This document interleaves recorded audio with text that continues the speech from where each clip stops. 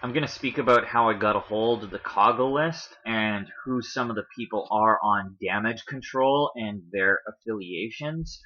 So this Coggle list entitled Sovereign Citizen Infiltration was sent to Tammy through someone who goes by Suzanne Robertson or Michelle Robertson.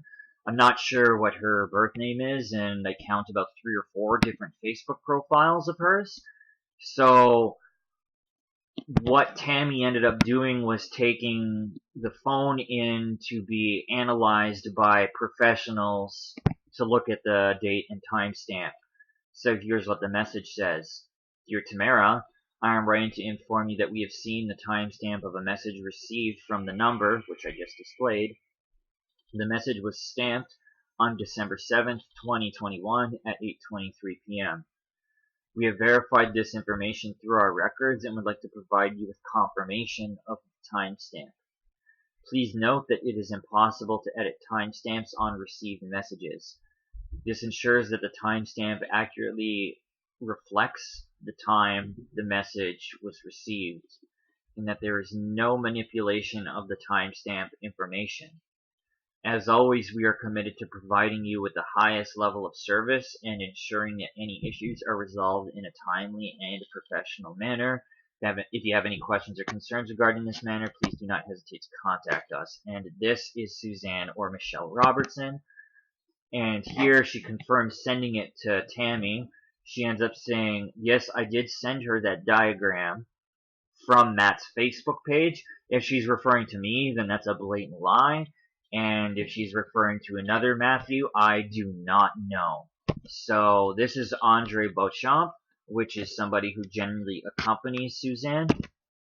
And this is a Toronto DJ named Omari Taylor. While many refer to him as DJ Omari, I refer to him as Freemason Omari, because we see in this interview he has with Danny Martin, what happens is Omari does what's called the sign of approbation, which is where you point upward like he's doing, and it's like saying yes or confirming something. And then he does this neck splitting sign, if you will, and what that means is it's like cutting into quarters or splitting the tongue, should you so reveal the secrets of a Mason. So what he's doing is he's being cute with his slave masters, because essentially when he points up, he says that Suzanne and Andre are Antifa, so he's saying, yes, they are Antifa, is what he's doing. And then here he's kind of saying, oh no, I spilled the secrets, so to speak. And again, he's just being cute with his slave masters, which shows how much of a coward he is. And we can see other people doing the same fraternal signs, like Benjamin Franklin and Uri Geller, for instance. This is Dan Martin, and he claims he's no longer with the PPC. However, this message is here. It says, I was director at large for the PPC. I resigned in early December. I am technically still a member of PPC. I left this group chat immediately, by the way. And then, as well, in the time of December, he was liking some of Tammy's posts and whatnot, and so they were communicating with one another eventually, and he got to be kind of a nuisance and annoying because he was asking for information that could easily be found, such as in the links of the description of my videos, the links within the description of my videos, for instance, things like that. You know, he was just being lazy and not doing the work himself. So here he is in an interview with Lamont Daigle and Helen Vong of The Line, and he ends up actually mentioning Tammy and myself by name in this interview, and he doesn't really seem to ask any sort of intelligent questions, to be honest with you. He just asks things like, who's the biggest grifter, and things like this, and you know, Lamont's response to that question was Jeremy McKenzie, which is kind of funny because, all in all, the previous interview before this one, Dan Martin ends up interviewing Morgan May Scheffelman, which is Jeremy McKenzie's girlfriend.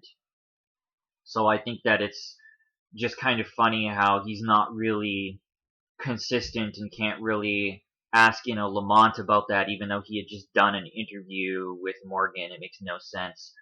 And as well, he doesn't seem to ask any of the bigger kinds of questions like why the line is incorporated under ISED, Innovation, Science and Economic Development, which is like a Sustainable Development Ministry of Governments in Canada. So, and I don't know the prerequisites or requirements for incorporating a corporation under ISED, frankly. However, that kind of information you can find in my Covfefe video, and you can, if you want a little bit more information about the line, you can watch my video entitled Draw the Line with the Line. So we can see as well that this particular individual is in the room. His name is Hugh Riley from thatchannel.com. I don't know what his role is in all this, or if he even is playing a role, frankly. However, I will say he was present at the time of that interview. This group is called Accountability. It's Martin Brosu's group. I've mentioned Martin Brosu in my Pat King video, and Martin Brosu has called out Pat King himself.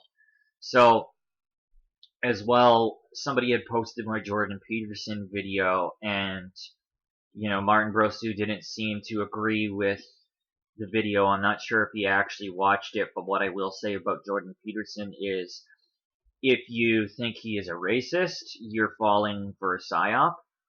If you think that he is calling out Marxism, then you're also falling for a psyop. So, either way, what I'm saying is, Jordan Peterson edited United Nations documents, helping the agenda carry on today, which is the most gleaming thing about Jordan Peterson, frankly, and I think I go over that in that video, so I think, Martin, you should probably have another watch of that video. And also, as well, this is a threat that ended up being followed through, where Martin ended up kicking Dan Martin out of his accountability group. Dan Martin made his own group called Freedom Accountability, and he ends up saying that apparently Tammy Freedom is controlled opposition, and says that she's posting lies and misinformation and creating division amongst truthers. And as well, here, another lie as well, he says, here's the link to the Sovereign Citizen Infiltration list. I believe, keyword believe being that lies right in the center, I believe the list was created by Matthew Nickel, aka Matthew Unseated on YouTube. Matthew's friends with Tammy Freedom, and they spread lies and misinformation in the freedom movement.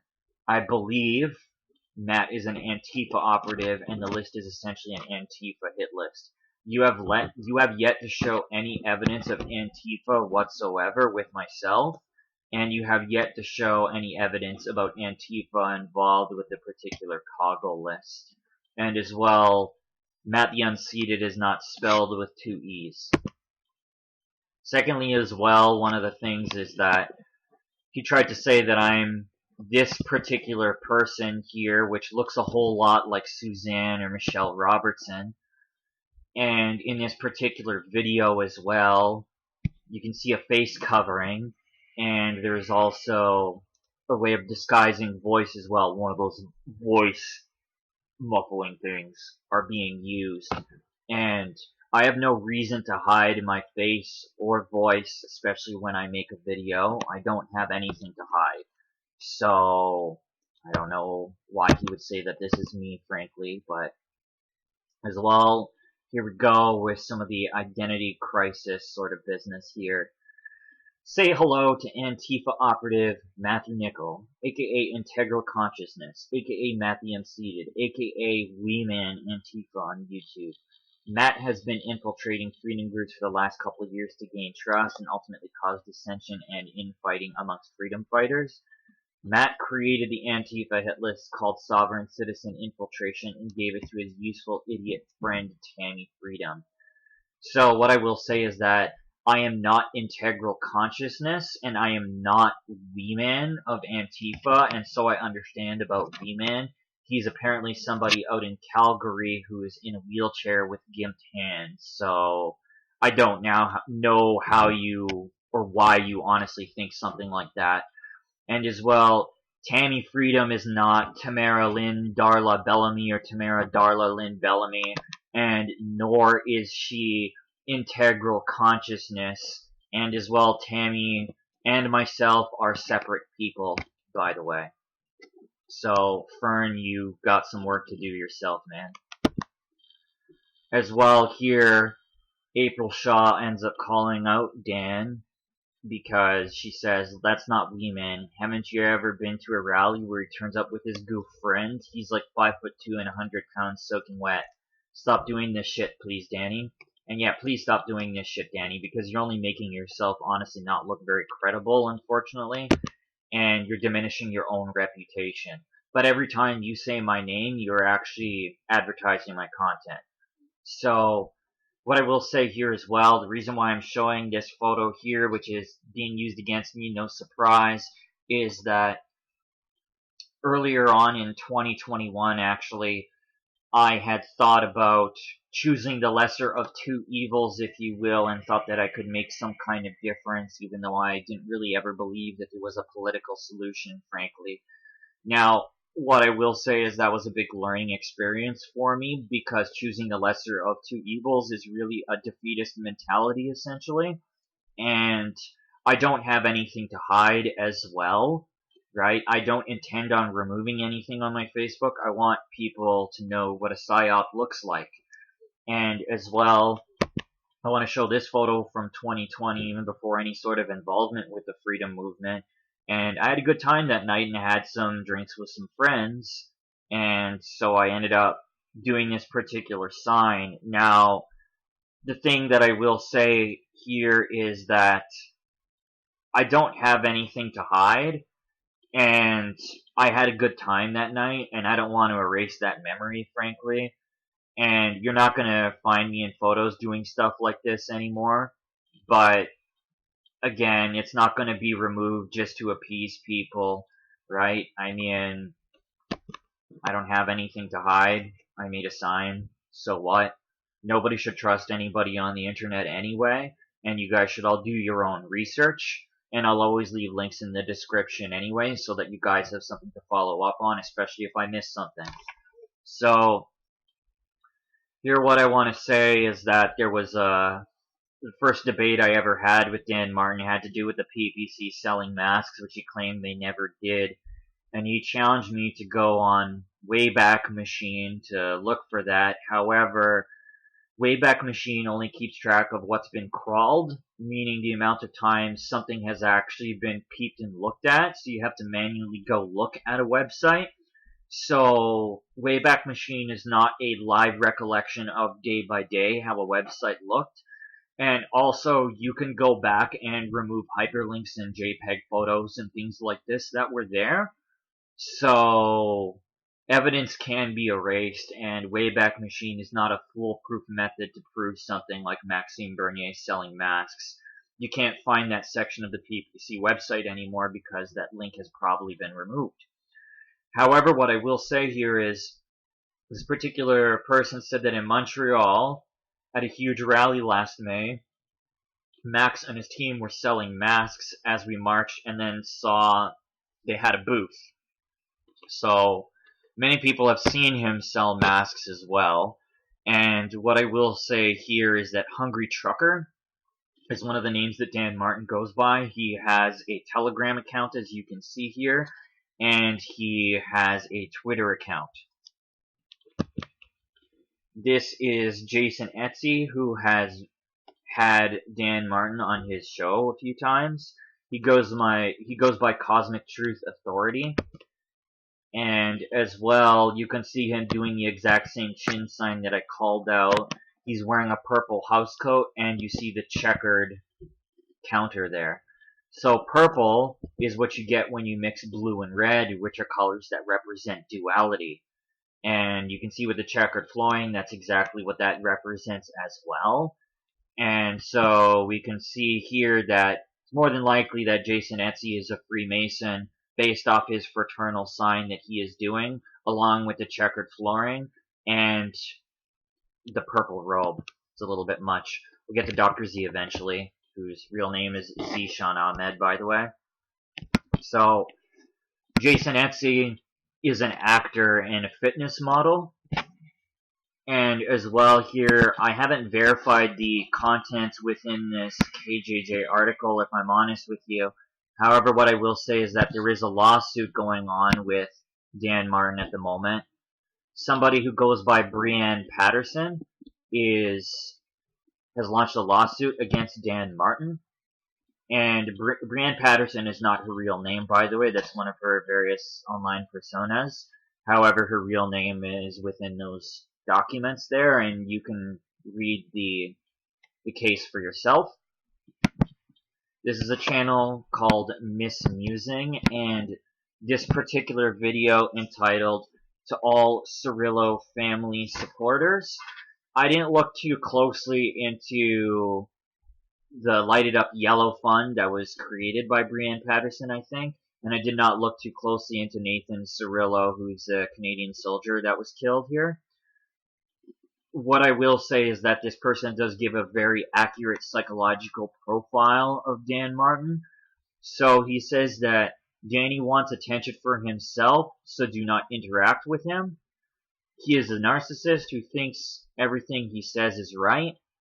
He's a psychopath, which are extremely manipulative people and do not care who they affect and only care about getting what they want and how people can be beneficial to them.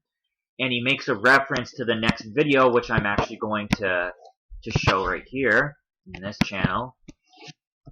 In this particular video, what happens is Dan Martin, he ends up making two different threats, but in the particular first threat on January 2015, he says that he'd love to watch a woman get whipped and that he'd pay to watch it happen, and that he'd pay even more to be a part of it. I think that is sick and twisted, and you cannot write that off as just simply heat of the moment anger. Unfortunately, there are some serious psychological problems there, as much as I hate to admit it. And there's quite a few complaints about him posted throughout the internet, especially on the Rip-Off Report, having to do with cyber stalking and being turned down with sexual advances. And in this particular complaint, there are different images and whatnot that are left here. And what I will say, I'll show some of the images in particular. So there's this one as well, and then this one, I'm not going to read it out loud. What I will say is that Dan's defense is a fake tweet generator, which fake tweet generators are very real. You can generate fake tweets, but based off the fact that there was a video where he doesn't mind seeing somebody get whipped and that he'd even pay to be a part of it, I find it very hard to believe that this particular tweet was created through a fake tweet generator. So Michelle Robertson, she ends up darting toward Karima Saad, and what's interesting is Michelle, or Suzanne, whatever her name is wearing a Back of the Blue shirt, which is a Chris Sky related shirt. It was a shirt that Chris Sky was selling, I believe. So what's interesting here, Karima is somebody who is a little bit of a mystery to me. I'm not sure where she politically aligns herself, for instance.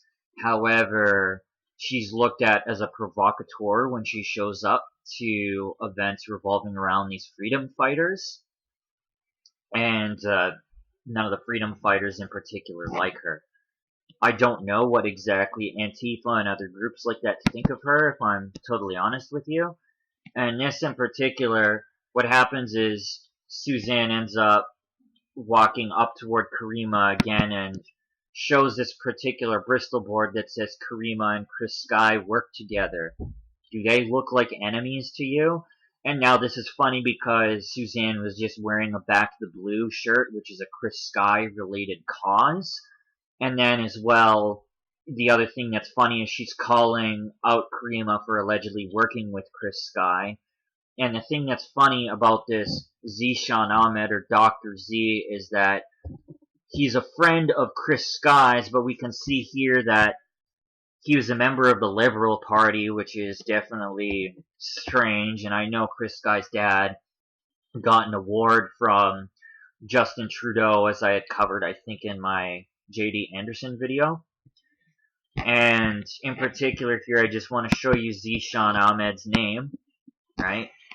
Zishan, or Dr. Z, we'll just have to scroll down there eventually. He's connected to Chris Sky here, and you can see Zishan's name over there. Connects to Chris Sky, and Chris Sky connects to Norman Traversy. And as well, Kevin J. Johnson is on this list as well, right over here. And we can see several other names as well.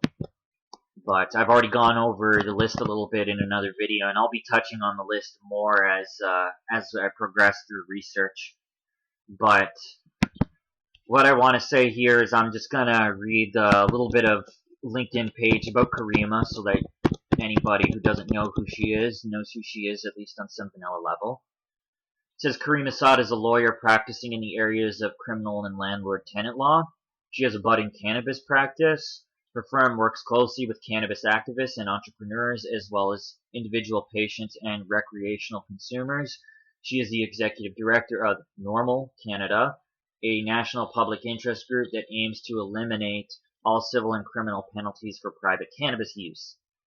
An educator at heart, Karima is frequently called upon by the media as a trusted source for their news stories, and it cites several mainstream media news outlets like CP24, CBC, Globe and Mail, CTV, Toronto Star, Vice News, etc. So this in particular, I'm not sure if Karima in particular recorded this. However, what I will say is that Suzanne was definitely being a provocateur of sorts in this video, and is walking around calling people bigots, and refers to these particular girls as white bigots, and gets in their face, and one girl ends up putting up her foot and telling Suzanne to fuck off, and rightfully so. And Suzanne yells in her face, "I'll spit in your fucking face, you dirty white girl." So this is, again, I was never a fan of and never condoned any of the coercive measures that were taking place via public health or government. However, what I will say is that doing the kind of thing that she is doing doesn't make anybody who has the same sort of views that I do look very credible, just look crazy, frankly. The narrative is always controlled from both sides in history, as I've always said through the course of my videos. So, what I will say here is this is a particular video where Suzanne was ticketed for protesting at Doug Ford's house, and she ended up getting a ticket under the Reopening Ontario Act. However, she gives a little bit of background about herself, and you can watch the video for yourself to see that. She speaks on Rebel News and says that she personally helped with Doug Ford's campaign in 2018, knocked on over 50,000 doors with 25 other people, and she said that she felt personally responsible for what he'd done to the province. But before that, she was a liberal. Funny how that works. So she was fighting her ticket under something called Fight the Fines, a project that Rebel News had going. And Fight the Fines, what you can see here is there's a charitable donation offer to something called the Democracy Fund. Well, what is the Democracy Fund? We'll explore that, shall we? Founded in 2021, the Democracy Fund is a Canadian charity dedicated to constitutional rights, advancing education, and relieving poverty. It promotes constitutional rights through litigation and public education, and supports access to justice initiatives for Canadians whose civil liberties have been infringed upon by government lockdowns and other public policy responses to the sham. So here are some of the main contributors I'm gonna speak about. So there's Bob Moran, who's a multi-award-winning British illustrator and cartoonist. His work deals with themes of politics, ethics, and family. He uses emotion to convey important messages, defend moral principles, and to invite people to reflect on what really matters in life. Between 2011 and 2021, Bob was political cartoonist for the Daily Telegraph. During this time, he established himself as one of the most revered and popular satirists in the UK. Another important individual, Lord Conrad Black, a name you've probably heard of through reputation at the very least. He's a Canadian-born British peer and a former publisher of the London Daily Telegraph, Spectator, Chicago Times, Jerusalem Post, and the founder of Canada's National Post. He's a columnist and regular contributor to several publications, including National Reviews Online, The New Criterion, National Interest, American Greatness, New York Sun, and the National Post. He's a graduate of Carleton, Laval, and McGill, and an acclaimed author and biographer. Lord Black has published comprehensive histories of both Canada and the United States, as well as authoritative biographies of Maurice Duplessis and President Franklin D. Roosevelt, Richard Nixon, and Donald Trump. And he's a television and radio commentator and a sporadic participant in the current affairs programming of CNN, Fox News, CTV, CBC, BBC, and Radio Canada. So first I want to say that in the last video I made a mistake where I said his wife is Diane Francis. His wife is actually Barbara Amiel, so that was my mistake in the previous video. And also what I want to say here is he has quite a monopoly over media, and what I will say is I've never read any of his books or anything revolving around history, but what I will say is that if he is not mentioning the Jesuits or Knights of Malta in any one of his historical teachings, if you will, then he is not telling the entire truth, or he does not know the entire truth, which I would find quite hard to believe, especially with someone who has Lord as a title in their name. I'm not sure how one goes about acquiring a title like Lord in their name, but it sounds pretentious as hell to me, Conrad. So I'm going to move forward and talk about Dr. Julie Ponesse. She has a PhD in philosophy with areas of specialization in ethics and ancient philosophy, and has a master's in philosophy with collaborative specialization in bioethics from the University of Toronto and a diploma in ethics from the Kennedy Institute of Ethics at Georgetown University. Why is Georgetown University a big deal? Well, I'll tell you why. Because Georgetown University is a Jesuit university. Shaped by centuries of Jesuit education around the globe, our culture embraces the changing times while staying true to core values, engaging your intellect, helping you grow ethically and spiritually, exchanging ideas freely, and building a more just world, if you say so. Because Jesuits and Knights of Malta are generally redacted from history, or their involvement in something is significantly underplayed, is what I'm honestly getting at here, because they're the main controllers of how history seems to be taught to us, from what I understand. The son of controversial Elmer pastor Henry Hildebrandt and another man have been found guilty of obstruction. The charges stem from an incident at the Church of God in Elmer, Ontario in December 2020, after a police officer was surrounded and yelled at as he served a summons under the Reopening Ontario Act during the scamdemic. In a video, someone can be heard yelling, "Don't let him leave." In a St. Thomas, Ontario court, in a St. Thomas court, which is in Ontario, on Thursday, Herbert Hildebrandt and Andre Beauchamp of North York, Ontario were both found guilty of obstructing a peace officer, and the pair received an absolute discharge and were ordered to pay a $100 victim surcharge. And so that's where I want to say Andre Beauchamp is linked to the Hildebrands here. And I'm going to look at some of the congregations of Church of God because they have international ties. So essentially their headquarters are in Greenville, Ohio, in the U.S.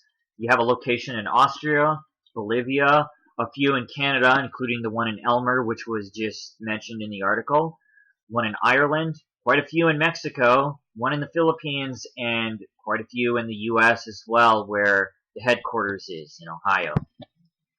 So, moving forward, the Church of God we can see here that Brother Lane, or Daniel Wilbert Lane, was born on March 30th, 1944, of Church of God lineage in Ashland, Kentucky, and in youth was associated with the pioneers of the Church of God.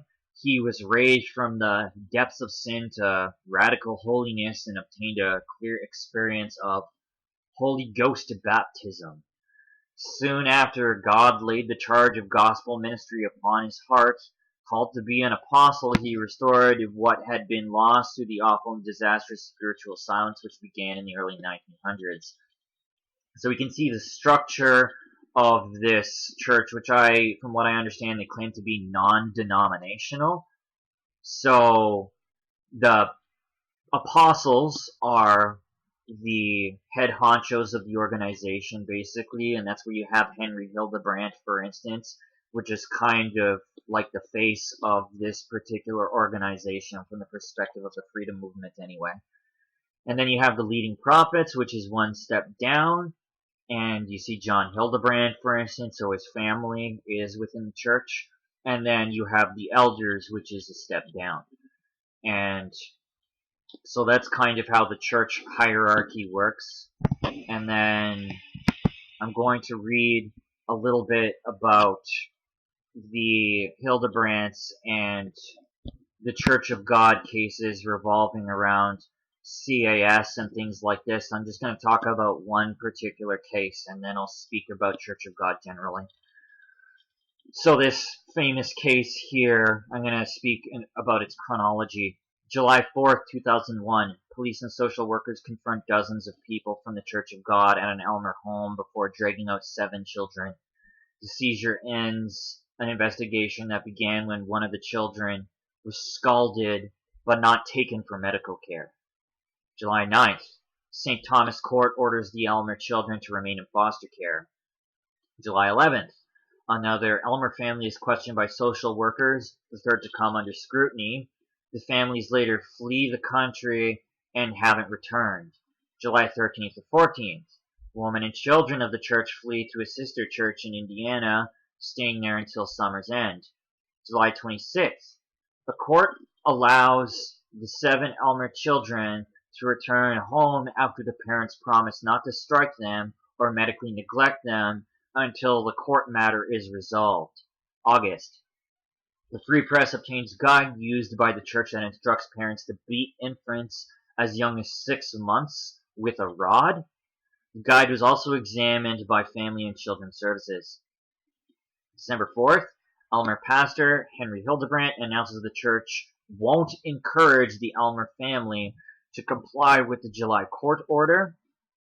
December 7th, the Elmer family announces it will defy the court order. December 14th, Family and Children's Services ask a court to restrain Hildebrandt from telling the Elmer couple to strike their 7 children. December 20th, a court refused to intervene between Hildebrandt and his followers, but orders all parties to refrain from speaking to the media. And in March 2002, the Free Press learns deaths of children at sister churches in California, Manitoba, and Mexico may be raised as an issue at the Elmer trial. May 27th, a trial begins that will determine custody of the 7 Elmer children. So, I'm gonna move forward and say here that the agency decided to not seek custody after asking for a protective order that would allow it to monitor the family. And the children were returned on July 26, 2001 to their parents, who promised not to strike or medically neglect them until the matter was resolved. The rights that took center stage at the trial were not religious, but those that safeguard criminal defendants' rights that dealt with issues like warrants and coerced statements. Most of the trial was conducted behind a shroud of secrecy imposed by Schnall, which is the judge, whose publication ban was later overturned. And the Church of God encourages followers to use objects to discipline their children, and faith, not doctors, to heal. The practices have been investigated in jurisdictions where children have died. So definitely quite serious. Yeah, that's all I really got to say about this one here, other than the fact that Julie Paness, now it's interesting, she goes to a Jesuit institution. And then it's also interesting the kind of things that Dan Martin has said, being that he can't really keep a story straight and goes to amazing lengths to try to discredit myself and Tammy. And as well, too, some of the many things that he has done revolve around taking information that Tammy had sent him in the past in December and end up putting his own spin and manipulating what it is that was sent, such as Kevin J. Johnson. Clearly you could see he's in motion with his hands, but a photo was taken and he tried to skew it as if KJJ was making a triangle with his hands. And then the other distinct thing as well is that he said that Chris Sky is accompanied by underage girls, which I have yet to see, frankly. I have yet to see proof of that. And what I want to say is that I'm no fan of Chris Sky or even KJJ. However, if you're going to call somebody out for something, you, however, have to be accurate with what it is you're saying, and you must convey nothing but fact. You can't fib about that, because your credibility is going to get shot in the end, very much like how Dan Martin's credibility is shot. And this is a short video here as well that I have, which I could possibly upload to my channel upon request if you wish, but it's a little snippet of Dan Martin's interview with Freemason DJ Omari, where he does those Freemasonic signs and he calls out Suzanne and Andrea's Antifa. But anyway, I'm going to let you guys go now. I've spoken enough, and thank you for watching the video. Please like, subscribe, comment, and ask what you like at any point. I'm an open book. Thanks for watching. Take care of yourselves.